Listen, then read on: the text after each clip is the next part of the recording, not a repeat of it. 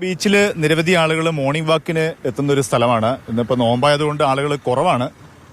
രാജ്യത്ത് എന്ത് നടക്കുന്നു, ഇപ്പോൾ മോർണിംഗ് വാക്കിന് ഇവർ നടന്നുകൊണ്ടിരിക്കുകയാണ്, പക്ഷേ രാജ്യത്ത് എന്ത് നടക്കുന്നു എന്നുള്ളതിനെ കുറിച്ചൊക്കെ ഇവർക്കും അഭിപ്രായങ്ങളും ഇവരുടെ ചില നിലപാടുകളൊക്കെ ഉണ്ടാവും. ഇന്ന് ഡിക്ലറേഷനാണ് തെരഞ്ഞെടുപ്പ്. എങ്ങനെയാണ് നിങ്ങൾ ഈ തെരഞ്ഞെടുപ്പിനെ കാണുന്നത്? ഡിക്ലറേഷൻ ചെയ്ത് കഴിഞ്ഞിട്ടുണ്ടെങ്കിൽ ഇവിടെ ഇപ്പം പ്രചരണം തുടങ്ങിയിട്ട് മാസങ്ങളായല്ലോ.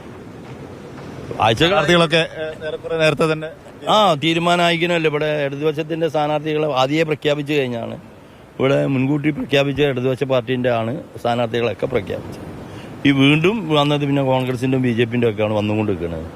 ഇവിടെ കോഴിക്കോടിനെ സംബന്ധിച്ചിട്ട്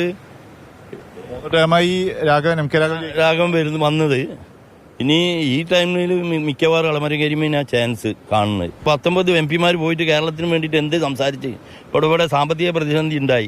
കോൺഗ്രസ്, ലീഗ്, മറ്റുള്ള പാർട്ടികൾ എന്ത് ചെയ്ത്? ഇതൊക്കെ ജനങ്ങൾ പഠിച്ചും കൊണ്ടിരിക്കുന്ന കാര്യങ്ങളല്ലേ. പിടിക്കാൻ ഇടതുവശത്തിനാണ് ചാൻസ് കാണുന്നത്. കോഴിക്കോട് അറിയപ്പെടുന്ന ഒരു നല്ലൊരു വ്യക്തിയല്ല.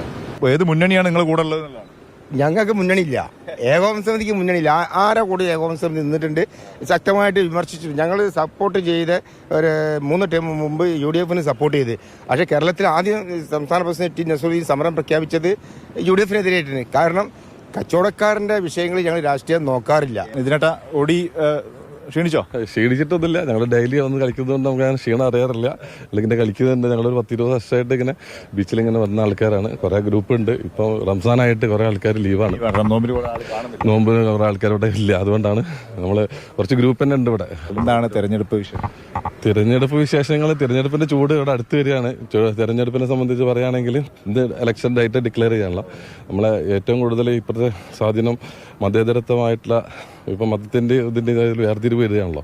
അതിൽ നിന്നും വ്യത്യസ്തമായിട്ട് നല്ലൊരു ഭരണം കാഴ്ചവെക്കുന്ന ഒരു വികസന പ്രവർത്തനങ്ങൾ മുന്നിൽ കണ്ടുകൊണ്ടുള്ള ഒരു നിർവഹണം നടത്താൻ പറ്റുന്ന ഒരു സർക്കാർ തന്നെ ഇനിയും അധികാരത്തിൽ വരണം എന്നാണ് ആഗ്രഹിക്കുന്നത്. അങ്ങനെയുള്ള ആഗ്രഹമില്ല. കക്ഷി രാഷ്ട്രീയം തന്നെ നല്ല രീതിയിൽ നല്ലൊരു വികസന പ്രവർത്തനങ്ങൾ നടത്തുന്ന ആർക്കും നമ്മളെ ഈ പിന്തുണ പ്രഖ്യാപിക്കുകയാണ്. ഇതിലിപ്പം നമുക്കിവിടെ പറയുകയാണെങ്കിൽ തന്നെ ഏറ്റവും കൂടുതൽ ഇപ്പോൾ നല്ല രീതിയിലുള്ള പ്രവർത്തനങ്ങൾ നടത്താൻ പറ്റുന്നതും നമ്മളെ ഈ പ്രാവശ്യം കാലയളവിൽ വന്നിരിക്കുന്ന നമ്മളെ രാഘവേട്ടൻ നല്ലൊരു പ്രവർത്തനമാണ് ഇവിടെ കാഴ്ചവെച്ചത്. അതുപോലെ തന്നെ ഇതുപോലെ നല്ല രീതിയിലുള്ള രാഷ്ട്രീയ ഭേദമന്യേ നല്ലൊരു മറിച്ചിടാൻ കഴിയുമെന്ന് തോന്നുന്നില്ല. കാരണം വെച്ചാൽ നല്ലൊരു ഇമേജും നല്ല രീതിയിലുള്ള പ്രവർത്തനവും ഇവിടെ കാഴ്ചവെച്ചിട്ടുണ്ട് രാഘവേട്ടൻ. അതുകൊണ്ട് രാഘവേട്ടനാണ് ഇവിടെ പ്രതീക്ഷ. അപ്പം സ്ഥാനാർത്ഥികളുടെ വ്യക്തിബന്ധങ്ങളുണ്ട്, അതിനൊക്കെ അപ്പുറത്തുള്ള രാഷ്ട്രീയമുണ്ട്. അങ്ങനെ വിശാലമായ തലത്തിലുള്ള ചർച്ചകൾ നടക്കുന്ന ഒരു തെരഞ്ഞെടുപ്പാണ് വരുന്നത്. ഏതായാലും ഇന്നതിന്റെ കേളികൊട്ട് ഉയരുകയാണ്. വ്യത്യസ്ത അഭിപ്രായങ്ങളാണ് കോഴിക്കോട് ബീച്ചിൽ നിന്നും മോർണിംഗ് വാക്കിൽ എത്തിയ ആളുകൾ നമ്മോട് പങ്കുവയ്ക്കുന്നത്.